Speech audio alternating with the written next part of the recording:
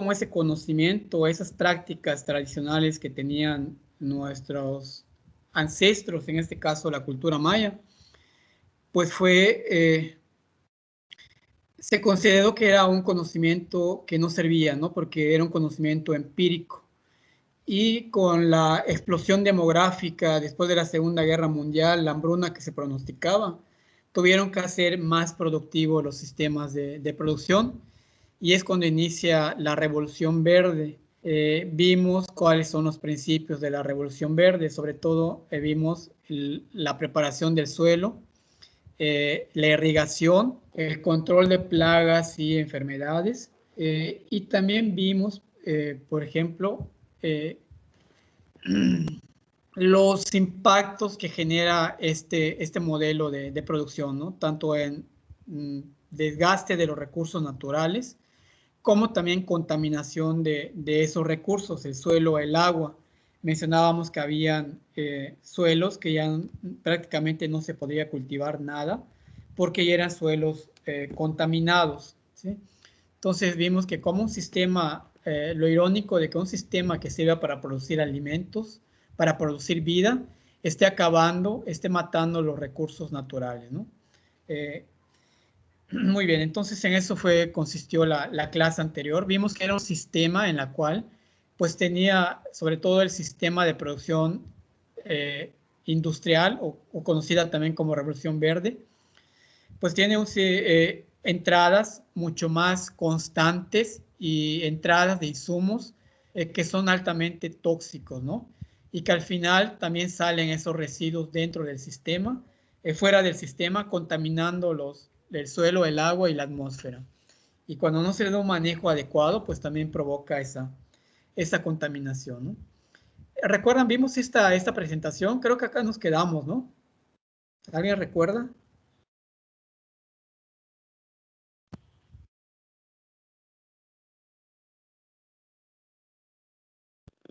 Entonces estábamos analizando, creo que vimos, sí, esto ya lo habíamos visto. Esto lo vimos. Aquí fue donde nos quedamos, ¿sí? Entonces, con respecto a esos modelos de producción que son insostenibles, también hay un gasto de energía bastante fuerte en el modelo de producción industrial, y por lo tanto, pues ambientalmente y económicamente, también socialmente no es redituable esa actividad, ¿no? Y lo demuestra esta gráfica. Vemos de que por cada energía invertida, debe haber una energía obtenida de ese producto. Es una relación 1-1.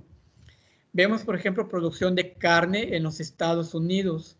Ingresan 5 energías, 5 kilojoules de energía, y solamente sale una energía, 1 kilojoules, ¿sí? Entonces esto hace de que ese sistema no sea redituable, tal vez porque se está inyectando mayor insumo, hormonas para alimentar al ganado, alimentos concentrados, medicamentos para que el animal gane peso, y es tanta la entrada de ese sistema que al momento de hacer la evaluación, pues vemos de que no es redituable porque invierto más energía y obtengo solamente una energía que obtengo de ese sistema, ¿no? Tal vez económicamente sea redituable, que seguramente es un animal, es un ganado con una genética mejorada, de peso por día superior al que se adquiere en producción tradicional, pero requiere también cuidados específicos y alimentación específica para que pueda tener esa ganancia, ¿no?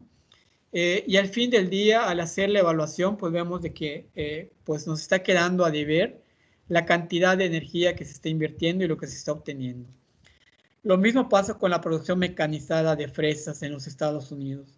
Cuando hablamos de producción mecanizada, estamos hablando de suelos arables, donde pasa maquinaria para preparar el terreno, hacer los surcos, hacer la siembra, la fertilización de ese cultivo, el control de plagas y enfermedades. Todo se hace de manera industrial, y por lo tanto también es mucha la energía que entra y muy poca la energía que sale. Es decir, que estamos perdiendo energía en ese sistema y la pérdida de energía pues puede ocasionar desgaste de recurso, puede ocasionar contaminación o puede ocasionar también paulatinamente que el ingreso económico obtenido pues no sea redituable, ¿no?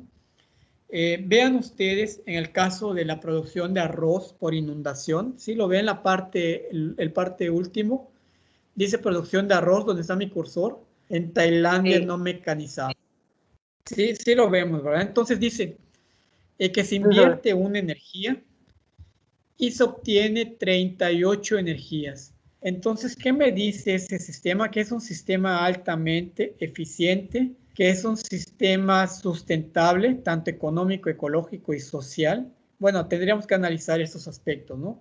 Pero así a grandes rasgos podemos decir que es sustentable económicamente. No se invierte tanta energía.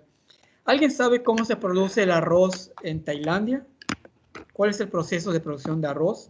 ¿O conoce a alguien, no sé, algún compañero que venga de Tabasco, de Veracruz, de Campeche, donde se produce arroz?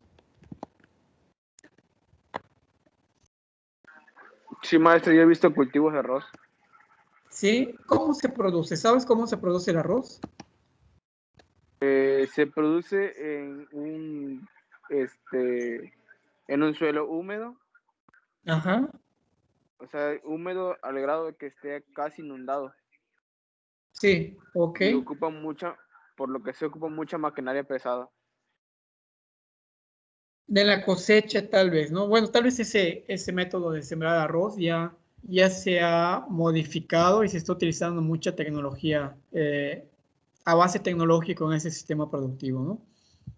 Pero sí, uno de los principios que tú mencionas es, por ejemplo, que se utilizan áreas inundadas. En Tailandia, por ejemplo, después del temporal de lluvias, siempre quedan praderas que quedan inundadas. Y al quedar inundadas esas praderas, mucho de la vegetación que estaba sobre la pradera, al quedar bajo agua, pues se descompone, se desintegra y va formando lodos, lodos que mantienen la humedad de ese espacio. Y posteriormente el campesino, vean que acá no hace la limpieza, no hace la preparación del suelo, no hay gasto de energía en cuanto a eso, porque se está aprovechando un recurso natural que se tiene en ese momento, ¿sí? Solamente gasta energía al momento de sembrar y al momento de cosechar. Y el gasto de energía al momento de sembrar, pues tampoco no es mucho, porque la siembra se hace al voleo.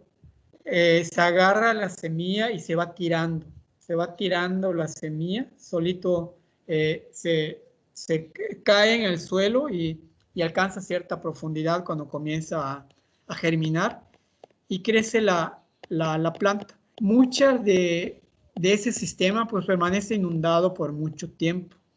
Por lo tanto, no da tiempo para que las arbences, las malas hierbas, crezcan, ¿sí? Aparte de que tiene vida, sobre todo de artrópodos, de insectos, que viven en el agua, que una etapa de su vida está en el agua, sobre todo avispas, abejas, himenópteros, que generalmente son controladores biológicos. Entonces la misma naturaleza está haciendo la función de controlar plagas y enfermedades en ese sistema productivo, ¿no?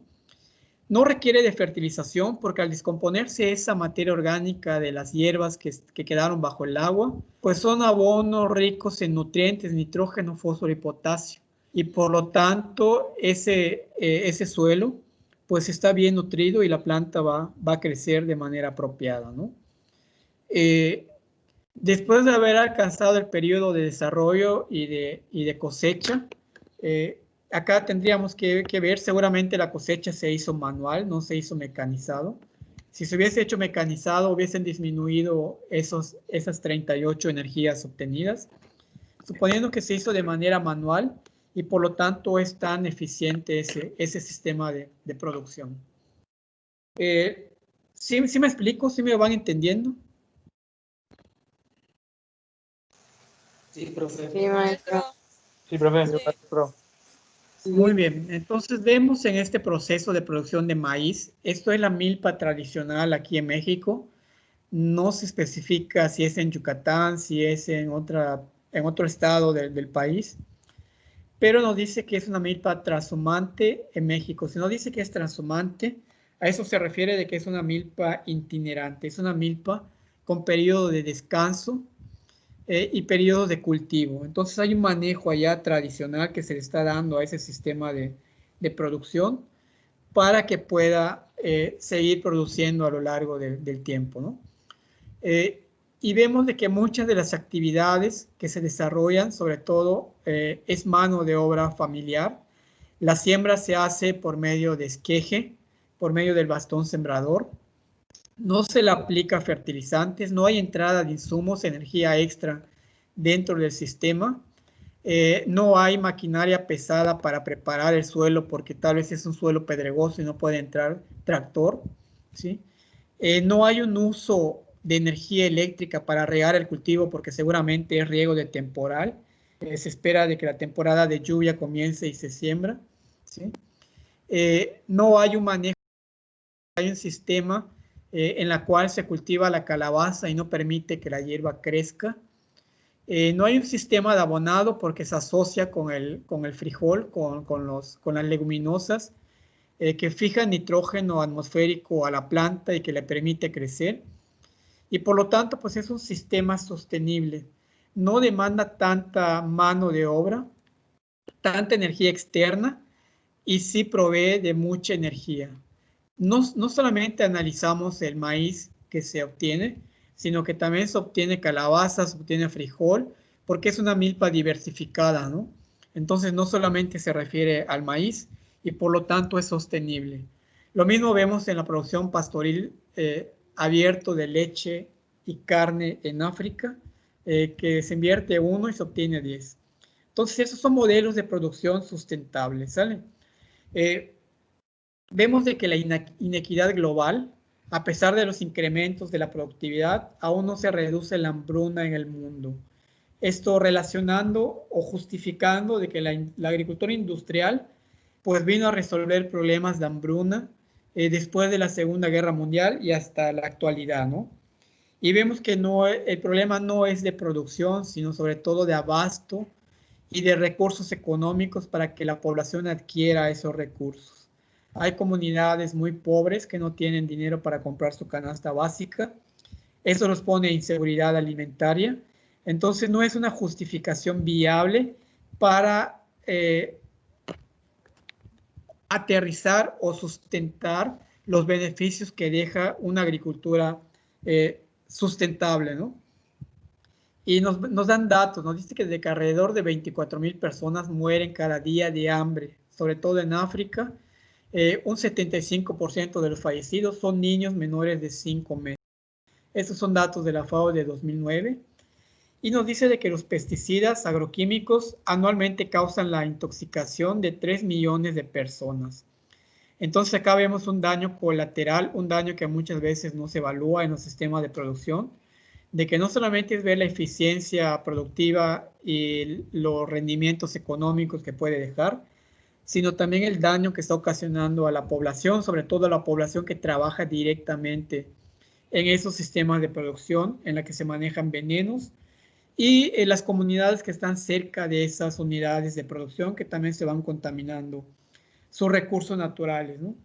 Tenemos 220 muertes al año, esos son datos de 1992 por agroquímicos. Entonces acá vemos, ¿no?, solamente un modelo, así recapitulando, de la cantidad de energía que entra y la que sale.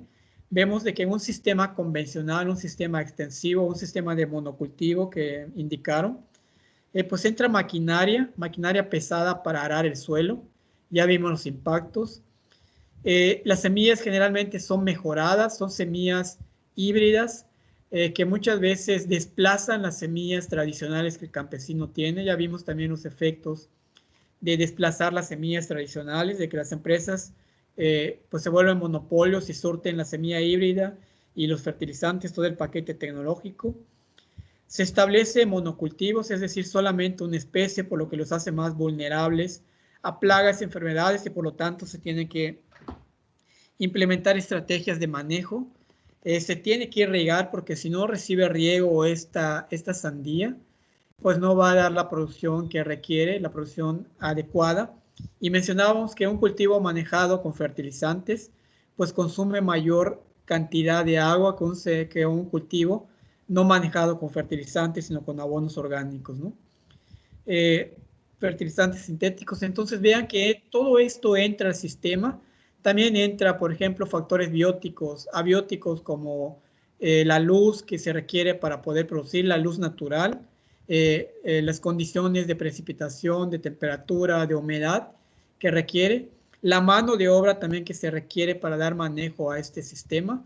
Acá solamente aterricé el paquete tecnológico, pero también entran otros, ¿no? Vemos que sale, pues sí sale sandía, pero muchas veces esa sandía sale con residuos de pesticidas porque es una sandía tratada con agroquímicos. Vimos también de que al aplicar los agroquímicos, muchos de esos ingredientes activos se lixivian al agua, al suelo y al aire. Hay una reducción de la biodiversidad, sobre todo porque al aplicar fertilizantes y pesticidas, herbicidas, pues no solamente matamos a la mala hierba o matamos al gusano que nos está haciendo daño al cultivo, sino que matamos todo lo que tenga vida en ese agroecosistema que estamos manejando, ¿no? Y por lo tanto reduce la biodiversidad de ese sistema. Y sobre todo que también hay residuos tóxicos peligrosos. Las botellas de pesticidas, los envases de fertilizantes, todos los neumáticos utilizados para ese sistema de producción, los repuestos del tractor que entraron en ese sistema. Entonces también está dejando una gran cantidad de residuos orgánicos, inorgánicos y tóxicos peligrosos en ese sistema de producción, ¿no? De que nuestro sistema alimentario global se basa mayoritariamente en las prácticas insostenibles de la agricultura industrial. Es una notable fuente de gases de efecto invernadero. Se hayan controlado por un puñado de grandes empresas transnacionales. Se producen alimentos poco saludables y la agroecología es una solución a estos problemas cada vez más acuciantes en nuestro sistema productivo, ¿no? Vemos de que pues no es un sistema sostenible por la contaminación que ocasiona los recursos naturales, no es sustentable socialmente por la pérdida del conocimiento empírico agrícola. Al practicar una agricultura convencional, pues solamente utilizamos conocimiento científico y el conocimiento empírico que nos heredaron los antepasados, pues se va perdiendo. La cultura en cuanto a su cosmovisión, en cuanto a sus formas de cultivo, pues también se van desplazando, ¿no? No es sustentable socialmente. Hay una inequidad social, hay una distribución inequitativa de los beneficios que se obtienen, porque generalmente se contrata mano de obra barata. La mano de obra barata que se contrata de estas personas, pues también están expuestas a la contaminación de su propia, de ellos mismos, por el cóctel de pesticidas que se aplican constantemente en esos sistemas de producción. Y también hay una inseguridad alimentaria en la población vulnerable. Esto porque son grandes superficies que desplazan los sistemas de producción tradicional, la milpa o el solar, y mucha de esa producción, esos monocultivos que vemos, pues no se quedan para abastecer el mercado local, sino muchos de ellos son de inversión extranjera y toda la cosecha pues se va para esos países, ¿no? Hay un incremento también de enfermedades crónico-degenerativas. Los gastos médicos de estas personas que trabajan en esos sistemas de producción son muy altos, incluso se ha cobrado la vida de muchos campesinos que trabajan en esos sistemas de producción. Y tampoco es sustentable económicamente. En muchas ocasiones los costos de producción son mucho más altos que los beneficios.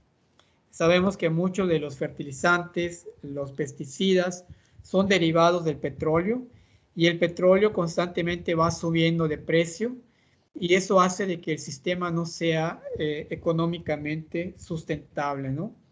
Y si hay una sobreproducción, cuando hay una sobreproducción, pues baja la demanda de ese producto y por lo tanto los precios también bajan y ya no se obtiene los rendimientos económicos que se esperan de ese sistema de producción, ¿sí?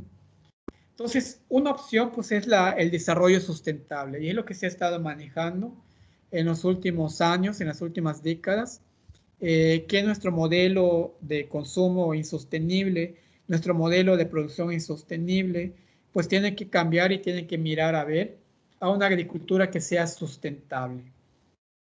Si nosotros hablamos de una agricultura o un desarrollo sustentable, ¿a qué nos estamos refiriendo? Sé que esta palabra no es nuevo para ustedes y me gustaría escuchar opiniones o definiciones de ustedes. ¿Qué es un desarrollo sustentable o sostenible?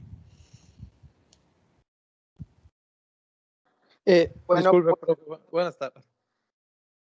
Sí, a ver, uno por uno. No, bueno, que hable Adelante. primero mi compañero.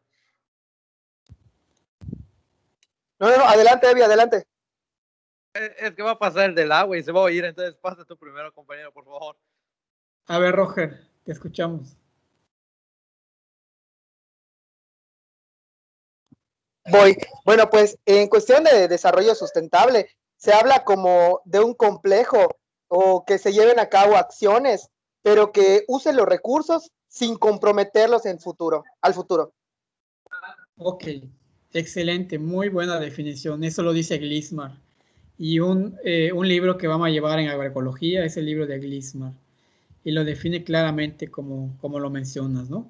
¿Alguien ha escuchado alguna otra definición y quiere compartirnos? ¿Qué es un desarrollo sustentable? ¿O cómo se Profe, imagina un desarrollo pues yo sustentable? Sí, te escucho. pienso que un desarrollo sustentable sería realizar nuestras actividades diarias y satisfacer nuestras necesidades, preocupándonos por el medio ambiente y realizando y haciendo estas, causando el menor impacto posible a la tierra para las generaciones futuras y pues para nosotros obviamente, para que nuestra calidad de vida siga o de igual forma se podría mejorar. Muy bien, excelente, muy claro ejemplo que pones. ¿Cuál es tu nombre, perdón? David. Gabriel Levia, profe. Gabriel Levia, ok. Entonces, vemos esta definición que nos da Glismar, Steve Glismar, es un estudioso de agroecosistemas sustentables. El término de sustentabilidad comenzó a, a escucharse en los años 70. Después de estudiar de muchos trabajos de investigación de los impactos negativos que ocasionan los pesticidas. No sé si alguien ha leído La Primavera Silenciosa, es un libro muy importante para los agroecólogos que lean, porque allá es una bióloga que describe y dice de que las futuras generaciones no van a entender nuestra falta de raciocinio, de que por matar unas cuantas plagas que afectan en el cultivo, estamos poniendo en riesgo la vida, nuestra propia existencia sobre el planeta. Es una frase que utilizó esta bióloga, es una accionista y una del manejo sustentable en los Estados Unidos. Y vean el profundo análisis que hace, ¿no? Que no somos, que el modelo que estamos llevando no es razonable ni para nosotros, porque no se va a sostener ese modelo porque lo hemos impactado, hemos utilizado mucha energía y sobre todo muchos residuos tóxicos y peligrosos. Y ese recurso se va a agotar, ¿no? Poniendo en riesgo nuestra propia existencia. Y acá nos dice Glismar de que consiste en satisfacer las necesidades que tenemos actualmente de las generaciones presentes sin comprometer las necesidades de las generaciones futuras, para que ellos mismos puedan satisfacer sus propias necesidades. Acá podemos incluir la parte que decía su compañero y así mantener nuestra calidad de vida, ¿sí? Cuando mantenemos nuestro sistema, nuestros recursos naturales sanos, pues también vamos a tener una mejor calidad de vida porque estamos respirando aire puro, estamos teniendo esos espacios de esparcimiento que nos provee la selva, nos están dando esos recursos, está reciclando esos recursos renovables el ecosistema, entonces pues debemos también tener una mejor calidad de vida, ¿no? Existen 3 puntos focales en los cuales tenemos que analizar la sustentabilidad, ¿sí? ¿Qué queremos decir con esto? De que no vamos a entrar al romanticismo como lo hacen los ecologistas y dicen, esta selva, esta vegetación, este ecosistema, no la toques para nada. No nos está diciendo esto, esta definición, ¿no? Nos está diciendo, úsala, aprovéchala racionalmente, porque lo que tú usas de manera racional, lo valoras y lo vas a proteger, ¿sí? Entonces, a eso vamos a aterrizar, ¿no? Usarlo de manera racionalmente para que ese recurso, ese servicio que nos está brindando, pues se mantenga en un futuro. Sin embargo, también hay zonas, reservas ecológicas en las cuales no se puede practicar agricultura o alguna actividad productiva. Esas son declaradas ya patrimonio de la humanidad porque son ecosistemas en los cuales existen especies endémicas de esa región y por lo tanto si se practica alguna actividad productiva pues puede poner en riesgo esa área, ¿no? Pero si no hay un área específica, una especie endémica de esa región, se puede aprovechar como lo hicieron las culturas ancestrales, ¿no? Aprovecharlos de manera razonable, que de tal forma pueda ser, se mantenga en el tiempo y que esos servicios pues también puedan pasar a las generaciones que vienen, ¿no? Y para eso son 3 puntos de análisis que se tienen. Nos dice de que el desarrollo sustentable debe ser económicamente viable, ¿sí? El primer círculo rojo que estamos viendo acá. Aproveche esos recursos naturales. Necesitas dinero para poder comprar y para poder pagar servicios. Aprovéchalos de manera viable y obtén esos recursos para que puedas pagar esos bienes y servicios que te da ese recurso que estás aprovechando, ¿no? Pero también haz un aprovechamiento del medio ambiente de manera sustentable, que se sostenga durante el tiempo, que no abuses del aprovechamiento de ese recurso, de ese monte, de esa vegetación, de esa selva, de ese ecosistema. Usa lo que necesitas, aprovecha lo que requieres para desarrollar tu vida de manera sustentable, ¿no? Acá no dice no lo uses para nada. Y también nos dice que debe ser socialmente equitativo, ¿sí? Que los beneficios que se obtengan del aprovechamiento de ese recurso se repartan de manera equitativa, ¿sí? También se refiere lo equitativo de que se mantenga la cultura, se preserve los ritos y tradiciones de las comunidades indígenas, de las comunidades que manejan estos recursos, pero que también sea más equitativo en cuanto al reparto de esas utilidades del sistema, de este sistema productivo, ¿no? Y nos dice de que el objetivo del desarrollo, bueno, acá me faltó mencionar de que es importante que estos 3 pilares no estén solos. Vean acá que los círculos se van englobando una con una, se van entrelazando una con una. No puede haber desarrollo sustentable si solamente tengo un desarrollo económico viable. ¿Sí? No puedo tener desarrollo sustentable si no tengo un reparto equitativo social de esos recursos. No puedo tener desarrollo sustentable si no tengo un medio ambiente en el cual se pueda preservar esos recursos naturales. Entonces, ambos, los 3, tienen que estar interconectados para que pueda haber ese desarrollo sustentable. ¿Qué es lo que hicieron las empresas, por ejemplo, la Revolución Verde? Pues solamente vieron la parte económica, esta parte la desvincularon y la parte ambiental y la parte social la dejaron a un lado, ¿sí? Entonces acá vemos ese claro ejemplo del desligue del aspecto económico en la revolución industrial, en la agricultura industrial, y por lo tanto por eso no es sostenible esas prácticas de la agricultura industrial, ¿no? Y de allá vemos el objetivo que nos dice mejorar el bienestar social de la población y de las actividades económicas, asegurando la conservación permanente de los recursos naturales. Entonces, lo que mencionábamos hace rato, el bienestar social, el bienestar de la población y las actividades económicas que se desarrollen, pues vamos a dar ese bienestar a esa población. Más adelante, cuando veamos desigualdad social, vamos a ver que también este punto se ha estado desligando de lo que son los modelos de desarrollo sustentable. Porque vemos que hay mucho más pobres que ricos en nuestro país, pero eso más adelante lo vamos a analizar, ¿no?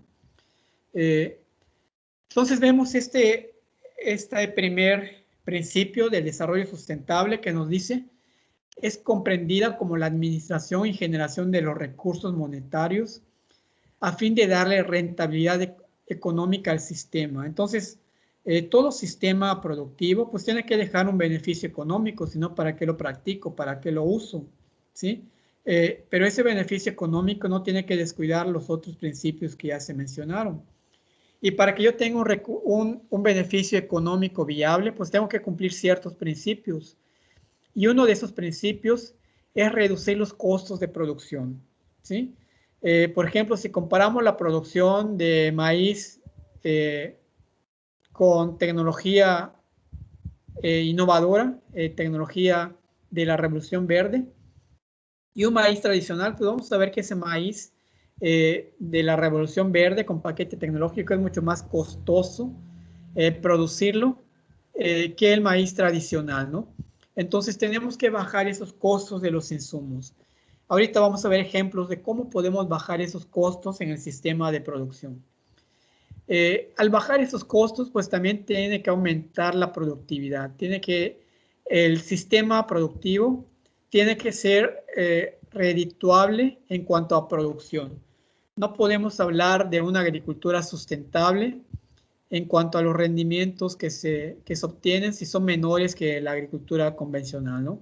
Que siempre que sí lo vamos a ver que son menores, pero no es tanta la diferencia, ¿sí? Y también vamos a ver de que el sistema de producción sustentable, pues no solamente es un cultivo que se establece, sino que son varios. Y se tiene que evaluar esa productividad de esos cultivos que están dentro de ese agroecosistema que estamos manejando, ¿no? Y vender a precios competitivos. El campesino que hizo el esfuerzo de producir de manera sustentable, con abonos orgánicos, diversificando su sistema de producción, de tal forma que obtiene alimentos sanos, no tiene tanto impacto en los recursos naturales, pues es justo que se le pague un sobreprecio por esa lechuga orgánica o ecológica que se obtuvo en ese sistema de producción, ¿no? Es un beneficio que se le debe de quedar al productor. Sin embargo, vamos a ver que muchas veces pues el intermediarismo hace que ese beneficio no le llegue directamente al campesino, ¿no? Y acá vemos, por ejemplo, estudios que se han hecho sobre reducir los costos en cuanto a la producción. Si nos referimos en cuanto al manejo de la fertilización de los cultivos, pues vemos acá diferentes métodos de producción. Vemos un suelo abonado con estiércol de bovino. Vemos maíz asociado con leguminosas, un tipo de milpa maya.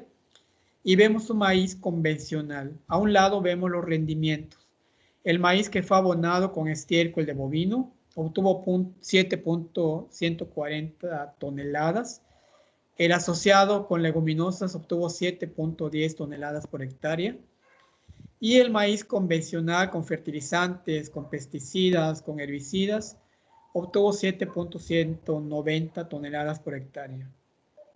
Entonces vemos de que no es mucho la diferencia en cuanto a rendimiento, manejando de manera adecuada los abonos orgánicos y el asocio de cultivos. Podemos tener un sistema redituable en cuanto a producción se refiere.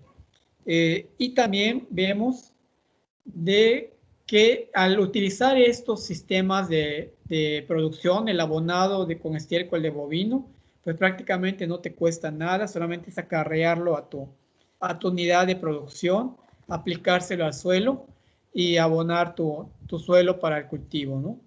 Y cuando se hace el asocio con el maíz, con las leguminosas, pues disminuye todavía más el costo de manejo. Entonces nos dice que las dos primeras incrementaron la fertilidad del suelo, el uso de abono y la combinación de asociado con leguminosas, redujo la pérdida de carbono y nitrógeno por lixiviados y se redujo hasta un 40% de los costos de inversión. Sí estamos claros acá.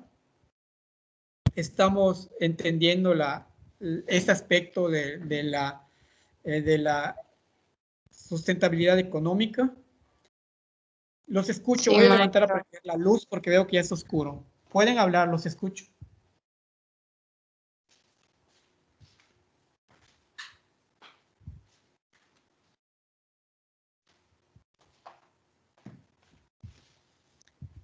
Sí, sí se entiende. Jacibe creo que comentó Sí, que maestro, sí. sí, sí, Sí, sí se profe, sí se entiende. entiende. Bueno, muy bien. Entonces vamos a ver otros ejemplos. Vemos que desde los 1843 se han estado implementando sistemas de producción más amigables con el medio ambiente y reduciendo los costos de producción de los ecosistemas. Cuando lleven agricultura orgánica o alguna otra asignatura conmigo que tenga que ver con la sustentabilidad, vamos a ver que esta sustentabilidad tal vez no se obtenga en el primer ciclo de producción, porque primero tenemos que llegar a un equilibrio del suelo de tal forma de que tenga que pasar 2 o 3 ciclos productivos. Pero al llegar a ese punto de equilibrio, pues ya el sistema se sostiene por sí sola, ¿sí? Entonces, no hay que perder de vista, porque puede ser que ustedes lean un documento en el que comparen abonos orgánicos y vean que el rendimiento fue menor y que los gastos fueron mayores por mano de obra. Sin embargo, no se hace solamente una evaluación durante el ciclo, sino para evaluar la sustentabilidad se tiene que evaluar a largo plazo. ¿Sale? Entonces vemos de que los resultados son ligeramente mejores con el colado utilizando 3.45 toneladas por hectárea que con abonos minerales en las cuales se utilizaron 3.40 toneladas por hectárea. Aquí vemos una diferencia del uso de los insumos, sobre todo para la fertilización de los sistemas productivos, en este caso el maíz, y que lo hacen económicamente redituable, ¿no? El contenido de nutrientes del suelo, carbono y nitrógeno ha aumentado en 120% en el primer caso y es solo 20% en el segundo. ¿Qué es lo que dice esto? Que al estar aplicando constantemente ese manejo al suelo, abonándolo con estiércoles, con abonos orgánicos, pues llega un momento en que el suelo mantiene esa nutrición de los fertilizantes, de los abonos que se le están aplicando de manera natural y por lo tanto ya no es necesario estar aplicando en años siguientes, porque ya el suelo está en un equilibrio. Hay vida en el suelo, hay microorganismos que están ayudando a la fijación de nitrógeno, teniendo simbiosis con las raíces para absorber nutrientes de la materia orgánica y se está mejorando la sustentabilidad económica porque no hay aplicación de fertilizantes. Mientras que en el primer caso donde se utilizan fertilizantes de síntesis química, pues muchos de esos fertilizantes se lixivian y solamente queda el 20% en el suelo. Entonces se pierde, es dinero que se está perdiendo y se está perdiendo ese dinero, pero aparte está contaminando los recursos naturales. ¿Sale? Entonces vemos que genera mejores utilidades económicas al reducir la compra de fertilizantes sintéticos. Es otro ejemplo de la sustentabilidad económica. Y acá vemos, por ejemplo, en cuanto a rendimientos de forraje verde, de los tratamientos evaluados. Esto seguramente es un proyecto de cría de ganado, de traspatio, de ganadería sustentable, o tal vez, no sé, de cría de pollo de traspatio de manera sustentable, y se evaluaron forrajes. No dice qué forrajes, pero creo que deben ser algunas leguminosas o algunas especies ramoneras que puede utilizar el ganado, ¿no? Vemos que fueron varios tratamientos que se utilizaron. Está el biocompost, está la vermicomposta, está el fertilizante químico, que es el testigo, es el tratamiento del punto de comparación. Tenemos el testigo en la cual es solo suelo, no se le aplicó nada. Y tenemos la media regional en cuanto a la producción se refiere de materia verde y de materia seca. Vemos, por ejemplo, que al aplicar vermicomposta en esta imagen, nos dice de que en forrajes obtuvieron casi 70 kilogramos por hectárea de forraje y de materia verde se obtuvieron poquito más de 10 miligramos por hectárea de forraje. ¿Qué nos está diciendo esto? De que al utilizar esos abonos orgánicos, nos puede dar un mayor rendimiento, incluso que el fertilizante de síntesis química que estamos viendo acá, ¿no? Y que incluso superó la media regional en cuanto a su producción. Ahora tendríamos que ver los gastos en la preparación de la vermicomposta, que eso más adelante en otras asignaturas lo vamos a ver, ¿sí? Pero acá lo que importa es esto, que ese manejo sustentable para reducir el uso y la compra de fertilizantes, pues hay opciones de abonado que pueden mejorar esas condiciones si no contaminas el suelo. Y esta información, pues ustedes la tienen que generar como futuros agroecólogos, como estudiosos de las ciencias biológicas, haciendo, la verdad, acá en Yucatán, la agricultura sustentable pues está en pañales y es muy importante que pensemos desde ahora en qué investigación vamos a desarrollar para poder dar esas opciones de producción sustentable a los campesinos que así lo requieren, ¿no? Vemos un cultivo de tomate, por ejemplo, en el cual el testigo se utiliza solamente el sustrato, el suelo sin ninguna aplicación. Tenemos el tratamiento 2, que es el bokashi. Es un abono orgánico que se utiliza para nutrir a la planta. Y tenemos la composta. Muchos de ustedes que están haciendo composta pueden hacer esa pequeña evaluación en su jardín de los rendimientos o de la materia verde que se produce en su jardín, ¿no? Entonces, estos modelos de investigación tenemos que promover. Entonces, generar información científica sobre comparando rendimientos, sobre todo costos de producción y la viabilidad económica de esos sistemas productivos. Es muy importante tenerlo en cuenta, ¿no? Y bueno, ecológicamente sustentable, el otro punto, algunos ejemplos que podemos mencionar, nos dice que representa la disminución en la tasa de uso de los recursos naturales, menos dependencia de insumos externos y menos generación de desechos. Está acompañada de un incremento de la tasa de reciclaje. Entonces nos dice de que los recursos, dijimos que lo íbamos a manejar, la selva, el ecosistema, lo íbamos a manejar para obtener alimentos, pero manejarlos de una manera racional, ¿no? De tal forma de que tengamos espacios de producción permanente, espacios que hayan llegado a esa estabilidad, como lo vimos en el ejemplo anterior con el manejo que se le da, y que permitan desarrollar la actividad agrícola por mucho tiempo. Y no como la agricultura industrial, que a los 3, 4 años de haberse contaminado el suelo, pues se deforesta otra área y ese suelo prácticamente queda improductivo, contaminado y no se sostiene esa actividad productiva. Entonces tenemos que mirar a eso.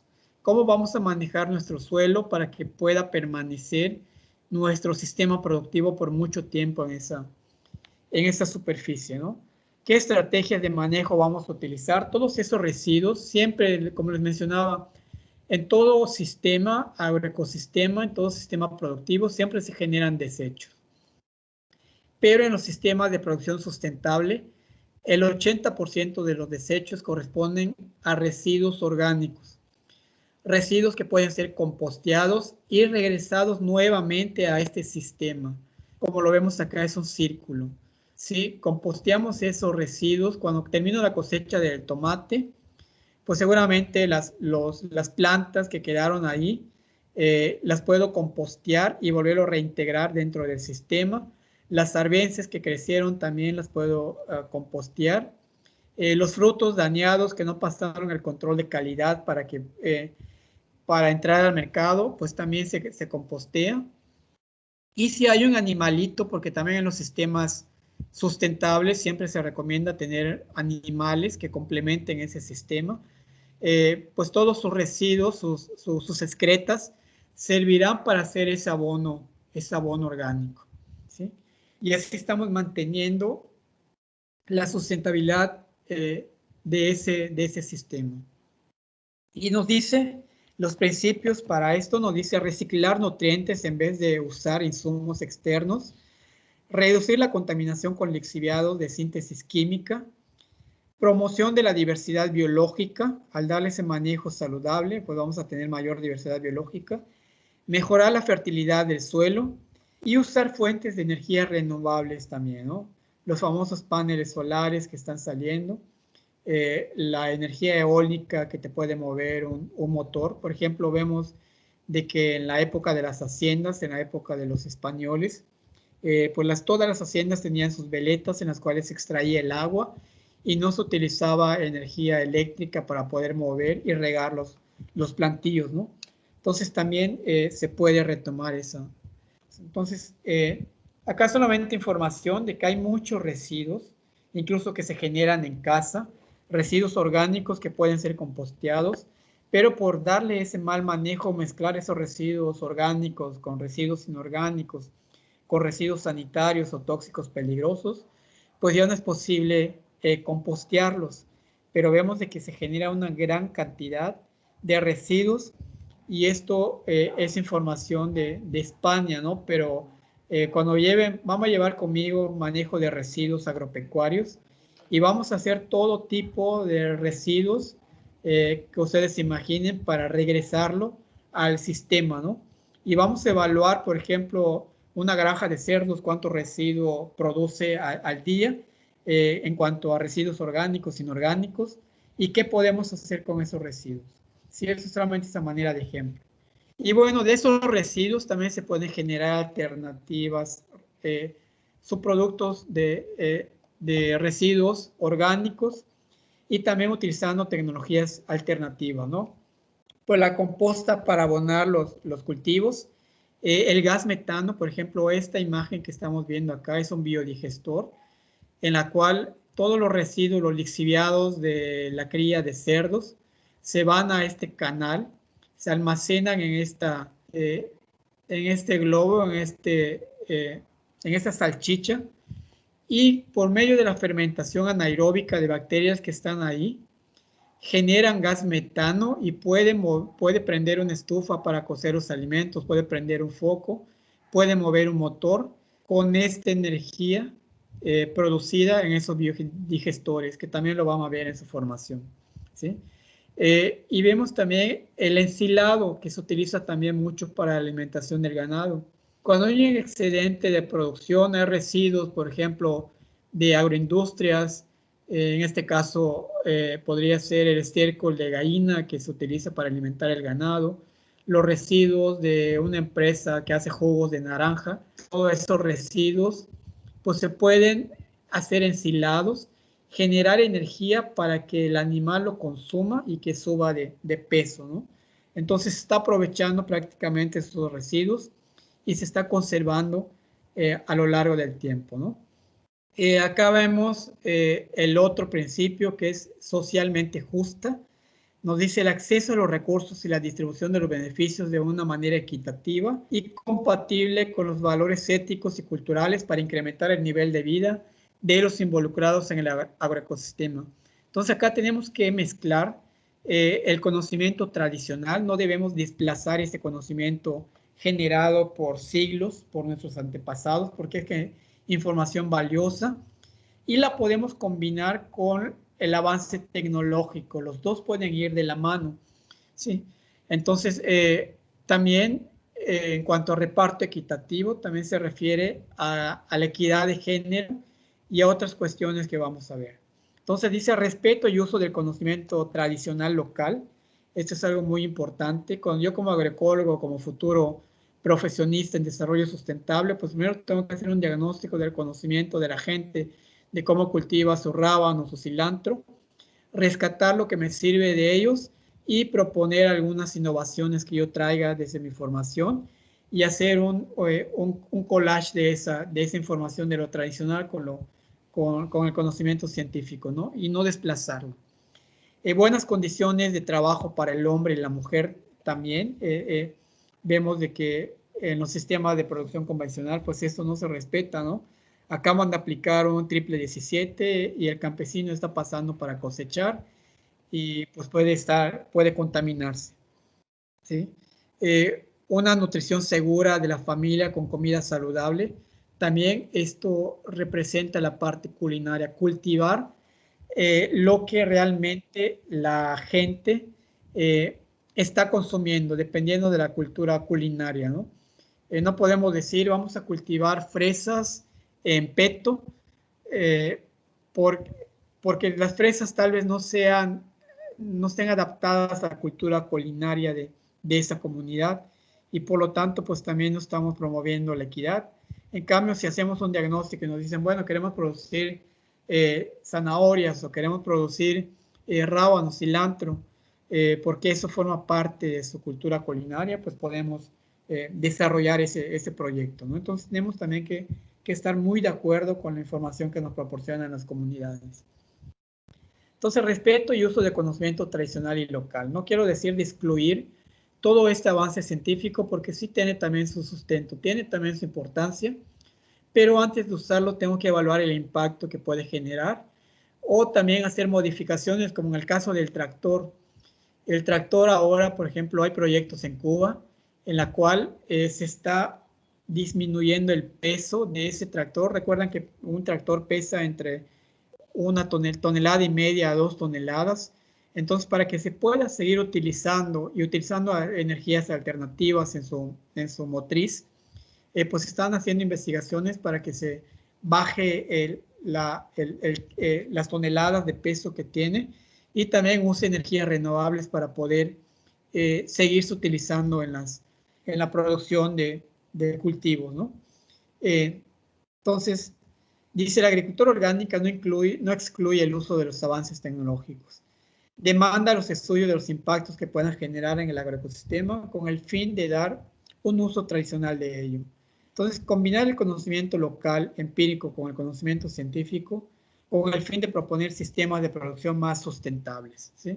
Entonces, ambas tienen que ir de la mano.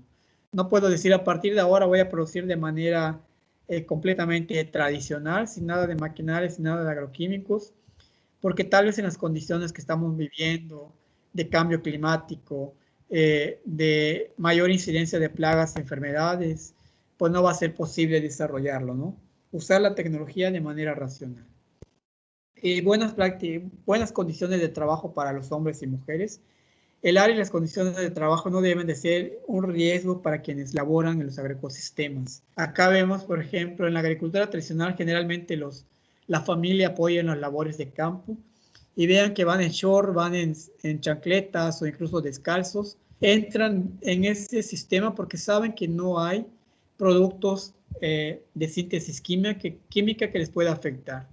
Pero sí sería un riesgo meterlos en esta imagen donde están aplicando tal vez un paractión que es altamente contaminante y que necesitas tener un equipo apropiado para poder aplicarlo y que no se bioacumule en tu cuerpo esos residuos. Entonces también eso es lo que busca la agricultura sustentable, ¿no? Tener esos espacios sanos en el trabajo. Y finalmente vemos y mejorar el ingreso. Generar excedentes con fines de mejorar la economía local. Esos sistemas de producción sustentable tienen que ser eficientes en cuanto a producción, alimentar primero al nicho familiar y el excedente pues comercializarlo de manera local, ¿no? Comprar productos que son producidas a nivel de parcela, que eso también beneficia a la economía del productor. Disminuir el traslado de largas distancias de frutas y verduras. Consumir más sano y más saludable. Consumidor informado del producto que se compra. Al tener este vínculo cercano entre productor y consumidor, pues hay una información constante, sobre todo gente que ya tiene conciencia y platica con los productores de cómo se dio ese proceso de producción, ¿no? Y se va generando esa confianza para vender ese producto con ese sobreprecio, porque pues saben de que en realidad es un producto sustentable y que el beneficio queda en el mismo productor, ¿sí? Mayor beneficio al pequeño productor. Entonces, una nutrición segura de alimentos con comidas sanas, mantener sus propiedades nutricionales y organolépticas, eso también está exigiendo el mercado. Y eso generalmente se promueve en la agricultura sustentable porque son variedades locales que tienen propiedades organolépticas propias de la especie y que también los consumidores reconocen esas propiedades organolépticas. Por ejemplo, no sé si alguien ha comido un elote nativo, por ejemplo, un xnucnal, y ha comido un elote de esos que se venden en el mercado, que son variedades híbridas, pues vemos de que son insípidos, ¿no? La variedad híbrida no te sabe a nada, parece plástico lo que estás comiendo, mientras que el maíz nativo es mucho más dulce, es mucho más sabroso, hasta el jugo te chupas del bacal cuando lo terminas de comer, pero de esos no, ¿no? Entonces, a eso se refiere. Que esté libre también de tóxicos y que pueda causar algún tipo de enfermedad al consumidor. Y debe ser inocuo. Estas son normas que en la actualidad ya se están dando y cuando lleve manejo post cosecha conmigo, vamos a ver que hay normas que se tienen que cumplir para entrar a mercados internacionales. Sobre todo que sea inocuo, que no tenga residuos de pesticidas, que sea inocuo físicamente, que no tenga residuos de pelos, de uñas o de tierra, y que sean inocuos biológicamente. También hay patógenos en cuanto al manejo de fertilizantes, que si no le damos un buen manejo, pues puede llevar contaminación al producto, ¿no? Sobre todo E. coli, salmonela, que podemos estar llevando cuando no manejamos correctamente la composta, no manejamos los tiempos de calentamiento y la humedad, y podemos estar llevando esa contaminación, ¿sí? Entonces, así, por ejemplo, una Eh, manzana de cultivo. Sí, dime. Maestro, creo Jóvenes, que eso lo de... ya sobrepasamos el tiempo. Quiero terminar este tema, ya nos quedan como 3 láminas. Estoy abusando de su tiempo. Ustedes díganme si tienen alguna clase o tienen algo que hacer y le paramos acá. A las 4:30, ¿no? Ok, entonces podemos continuar. Si te parece, Jacibe, ¿verdad? Ah, sí, ¿qué pasó? Eh, Mande. me- eh, si tienes algún comentario, me lo haces al final, por favor. No, Vean no, esta no, no comparación. Ok, vean esta comparación. Por ejemplo, una manzana de cultivo ecológico contiene 60 miligramos de ácido ascórbico, la cantidad de vitamina C que necesita una persona al día. Por el contrario, una manzana promedio de agricultura intensiva convencional aporta solamente 12 miligramos de ácido ascórbico, 5 veces menos que una manzana producida de manera sustentable. Entonces acá vemos también el beneficio nutricional que nos aporta. Y acá podemos ver más ejemplos. Esa es una comparación, estos son porcentajes de más que tienen esas hortalizas al ser manejados de manera ecológica, de manera sustentable, ¿no? En materia seca, por ejemplo, la zanahoria tiene 18% más que el convencional. El magnesio tiene un 9% más del convencional. En cuanto a hierro, vean la cantidad, más de 166%. De cobre el 33% y de zinc el 21%. ¿Sí? Y así podemos hacer, si llevan agricultura orgánica, que es optativa para ustedes, vamos a conocer su sistema de producción y vamos a proponer un proyecto que tenga que ver con este manejo sustentable. Entonces, el agroecosistema sustentable debe contener los siguientes atributos: conseguir y mantener el nivel alto de la productividad, minimizar los impactos ambientales, proporcionar alimentos sanos e inocuos, distribución justa y equitativa de los beneficios. Debe ser sistema resiliente. ¿Qué quiere decir un sistema resiliente? Que sea capaz de resistir ante el embate de algún fenómeno natural, una sequía, una inundación, que se pueda recuperar rápidamente. Eso se llama resiliente. Autodependencia, que también todos los insumos se obtengan dentro de del mismo agroecosistema y no dependa de la compra de insumos de síntesis química, ¿no? Reducción del uso de los recursos naturales también, lo que ya vimos. Entonces, alimentos orgánicos, elige el mundo que quieres vivir con esa canasta de alimentos sanos y sabemos que no están deteriorando los recursos naturales. Y vamos a ver que hay estrategias, sobre todo de certificación, para, pues, nosotros como consumidores, pues, hacer una buena elección, porque también hay empresas productoras que engañan al consumidor indicando que es un producto ecológico, un producto sustentable, cuando no lo es así, ¿no? Muy bien, finalizamos ya el tema que teníamos pendiente. Y nos queda, bueno, antes que nada, quisiera escuchar algún comentario, alguna reflexión con lo que vimos.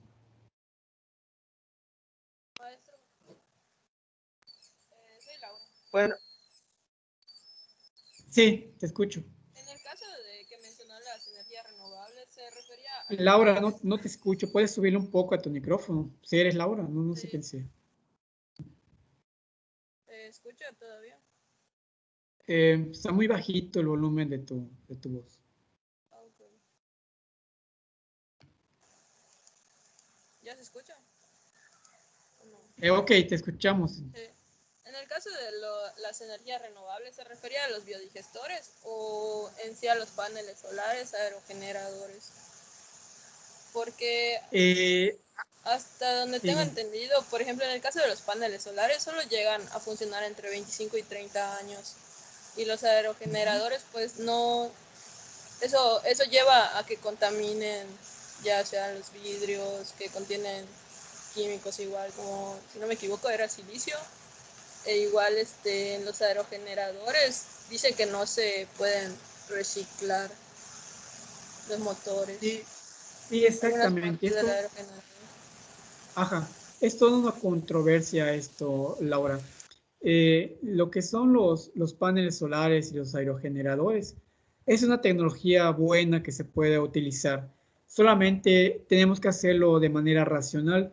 Vemos que ahorita hay muchas empresas, por ejemplo, que se han abastecido de esta innovación tecnológica y tratan de instalar negocios grandes, negocios en la cual incluso ponen en riesgo la biodiversidad, porque no sé si ya vieron, por ejemplo, en el Carretera Progreso creo que hay un aerogenerador, donde son tremendas máquinas, monstruos, y están ubicados en el paso de aves migratorias que anidan en las rías de progreso de la costa y ocasionan grandes prejuicios a esa diversidad que se encuentra allí, ¿no? Y también lo que tú mencionas, los residuos que ellos generan, porque tampoco no es una energía completamente limpia, generan residuos.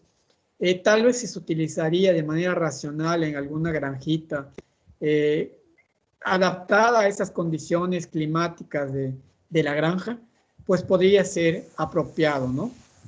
Lo mismo pasa con el biodigestor. El biodigestor muchas veces, como no está en la cultura del campesino, del productor, pues se tienen esos implementos, pero no se aprovechan. Entonces falta mucho de esa concientización también en campo con respecto de uso de esas innovaciones y también evaluar, como les comentaba, no solamente es el uso de esa tecnología, sino también poder evaluar los impactos que puede generar. Y evaluando los impactos, pues ya podemos hacer un uso racional de ellos. ¿Correcto, Laura? Sí, maestro. Muy bien. ¿Hay más? Sí, siempre se hace un previo estudio. Sí, sí, eso es muy importante. ¿Alguien más quiere comentar algo? Escuché a Roger que iba a hablar, no sé si siempre va a comentar, o Jonathan, que también creo que iba a participar. Yo, profe, nada más era No. rapidito, en que dijo que algunas Sí. empresas dicen que engañan con la parte ecológica, y ya siempre me he preguntado en el debate, ¿no? Porque es muy ambiguo cuando dices, estoy vendiendo productos orgánicos. Realmente, si nos vamos a la química orgánica, puede tener un compuesto tóxico, pero como es orgánico, no irrumpe en la ley. Entonces, hay una ambigüedad en esas palabras químicas, perdón, y desgraciadamente la ley en la cuestión ambiental está muy, ¿cómo decirlo? Pioja, ¿no? Porque pues si no protege de estas lagunas legales. Sí, también me refería, por ejemplo, de que hay empresas que a pesar de que no estén produciendo orgánico, que estén produciendo convencional, como son empresas de grandes monopolios, pues compran la certificación. Todavía hay corrupción en este aspecto, ¿no? Sabemos, por ejemplo, de que para tener la certeza de que un producto sea orgánico, ecológico y sustentable, pues tiene que tener un sello que lo avale. Y si no encontramos ese sello, no sé si ustedes han ido a un súper y han visto, por ejemplo, lechuga orgánica certificado con las normas mexicanas de producción orgánico, ¿no? ¿Sí? Entonces, ese sello se puede comprar, por eso es importante monitorear la empresa que lo produce. No sé si han escuchado ahora de la trazabilidad de las frutas y hortalizas, que hay un código de barras que podemos escanear y nos dice dónde fue producido esa lechuga, con qué prácticas fueron producidas, quién lo empaquetó, quién lo certificó y hasta dónde se está comercializando. Entonces, esa información tenemos que tener en cuenta, aunque también como hay una controversia también grande en cuanto a decir, como tú dices, ¿no? Pues la química orgánica ahorita con lo contaminado que están los recursos naturales, pues 100% orgánico o 100% sustentable no es, ¿sí? Tenemos que pensar en eso y también en el beneficio al pequeño productor, el que produce, por ejemplo, hace su esfuerzo de producir de manera sustentable sin utilizar pesticidas, pues tenemos que reconocer esas prácticas de que los campesinos hacen y poderles comprar directamente a ellos, ¿no? Ahora hay asociaciones de mercados que producen productos locales libres de agroquímicos que incluso no están certificados, solamente tenemos que conocer el proceso productivo de estos sistemas de producción, ¿sí? Muy bien, si no hay más preguntas o comentarios, queda esta tarea. Vi que jóvenes tienen que apegarse. Hice un ejercicio, me preguntaban si no va a haber rúbricas, si no va a haber indicaciones del trabajo anterior del ADA 3. Recuerdan que cuando tuvimos la sesión les di las indicaciones de manera oral y muchos de ustedes pues no sabían ni cómo hacerle, ¿no? Y estaban preguntando. Si ustedes siguen las indicaciones de los trabajos anteriores, un trabajo tiene que tener esto. Hay compañeros que la verdad solamente copiaron, pegaron y ahí quedó la información. No tiene introducción, no tiene objetivo, no tiene materiales ni métodos, no tiene los puntos principales que se solicitó. Entonces, esos trabajos ya quedaron atrás. Ahorita estamos a nivel universitario y tenemos que mantener esa altura, ¿no? Ir, y si no lo sabemos, pues ir informándonos y asesorarnos para entregar esos trabajos de calidad. Sí, fue un ejercicio que yo hice, vi que la verdad varios no saben seguir indicaciones o tal vez no escuchan correctamente las indicaciones que se dan, pero hay que estar más pendientes de lo que se dice en clase, ¿no? Tomar apuntes, no dejarlo todo de manera virtual. Entonces, esta es la actividad que vamos a hacer para la próxima semana, va a ser el lunes que se va a entregar. Es el ADA 5 y es un catálogo que vamos a hacer de objetivos y metas de desarrollo sostenible del Programa de las Naciones Unidas para el Desarrollo. Sus siglas son PNUD. ¿Y en qué va a consistir el trabajo? Vamos a trabajar de manera colaborativa. Hay algunos compañeros que son de la séptima sesión, o no sé cómo le llaman, que se están integrando apenas, que no tienen equipo. Por favor, intégrense a un equipo. Hay varios que todavía son de 3, entonces pueden integrarse a ellos, porque va a ser un trabajo colaborativo, un trabajo en equipo. Entonces, ¿cuáles son las indicaciones? Tenemos que elaborar un diseño de nuestra portada. Es un catálogo, ahorita voy a dar las indicaciones, pero tiene que estar muy ilustrado y tiene que tener información básica de lo que se pide, ¿no? Entonces tiene que tener un diseño, su portada, un diseño llamativo. Recuerden que el catálogo se comparte, es un material de difusión y cuando tengamos la oportunidad, tal vez regresamos antes de que termine el semestre, pues podemos imprimirla o tal vez enviarlo de manera digital a algunos grupos, algunos voluntariados, algunos campesinos que les pueda servir, ¿no? Después de elaborar el diseño de la portada, vamos a hacer el contenidos, un catálogo de un índice de contenidos. Después inmediatamente viene la introducción, va a ser media cuartilla. La introducción tiene que estar muy apegado al tema que yo estoy tratando. No es definición, no es, tenemos que tener una información de contexto, tal vez exponer la problemática y también referenciar cuáles son los alcances que se ha tenido en cuanto a este tema. No es poner definiciones, no es poner párrafos entrecortados de investigaciones hechas, sino que es una introducción elaborada, de la elaboración propia, contextualizando el trabajo que voy a desarrollar, ¿no? Y luego está el desarrollo del tema, en la cual vamos a hacer el listado de objetivos. Son 15 objetivos, si no me equivoco, del desarrollo sostenible para el PNUD. Y vamos a elaborar, por cada objetivo hay un iconograma de esto, cuando ustedes lo busquen vía internet, van a encontrar que hay un iconograma. No sé qué tan factible sea para ustedes que lo elaboren utilizando iconos, iconogramas más representativos de la cultura maya. Por ejemplo, si nos hablan de abatir la pobreza, pues tal vez poner allá una, no sé, una persona indígena maya, una zona rural en la cual pues se esté dando esta situación, ¿sí? Entonces, tratar de modificar y de acomodar esos iconos de acuerdo a la cultura, pensando de que la información le va a llegar a una comunidad rural o a los campesinos, ¿sí? No les pido que lo traduzcan en maya porque creo que muy pocos hablan maya, porque también sería interesante ponerlo en maya. Si pueden y tienen el tiempo de hacerlo, lo hagan. No son las indicaciones, pero podría ser una idea apropiada que ustedes hagan la traducción de la meta en maya, del objetivo de maya. Y también ejemplos, un ejemplo de cómo te imagines que se aplica ese objetivo y esa meta, ¿no?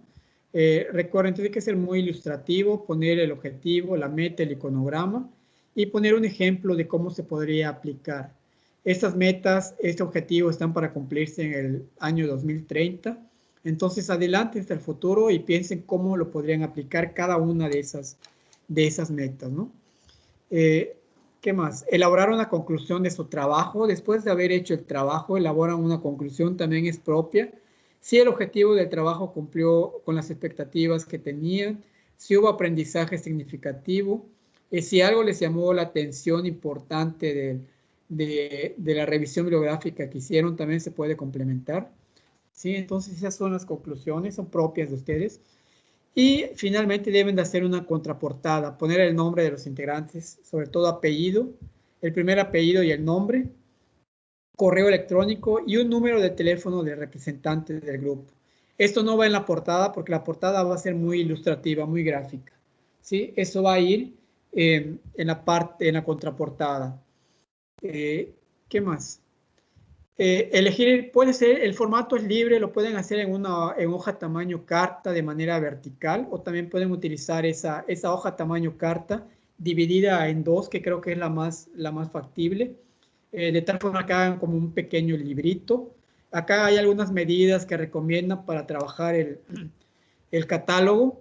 Está de forma vertical y de forma horizontal. Acá ustedes revísenlo, cuál es el que mejor se acomoda, de tal forma que quede como un libro.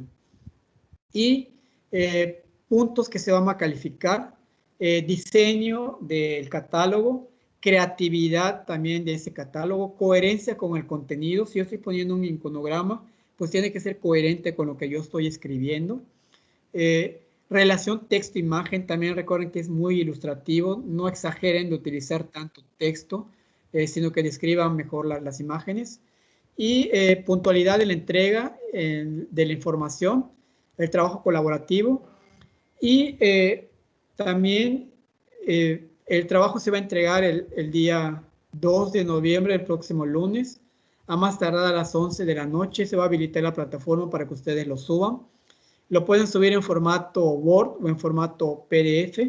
Acá les digo, cualquiera que suba el material tiene que tener cada uno el primer apellido del que está subiendo esa información y le ponen et al porque es un grupo de trabajo colaborativo, son varios que elaboraron el trabajo y el año en el cual se elaboró.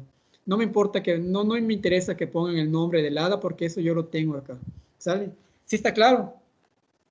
Sí, maestro, disculpe. Sí. Sí.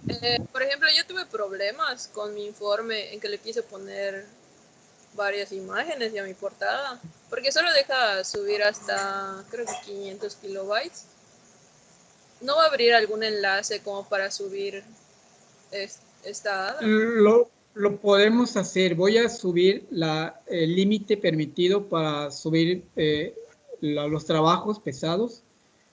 También está la opción de convertirlo a PDF. Y si aún así no pueden, pues podemos abrir un link para que puedan subirlo, como hicimos. Seguramente va a ser en OneDrive para que todo lo tengan disponible. ¿Sí? Sí. Entonces abrimos un link en OneDrive para que ustedes lo suban y que no tengan límite de peso para cargarlo.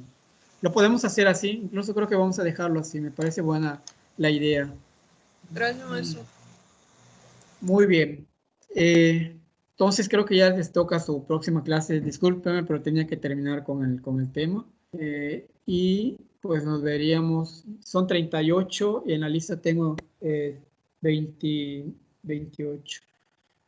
Póngame por favor su nombre, como hicimos la otra vez en el chat, para que yo tenga los que asistieron en la clase el día de hoy. ¿Sale? Entonces, pues nos vemos el próximo martes.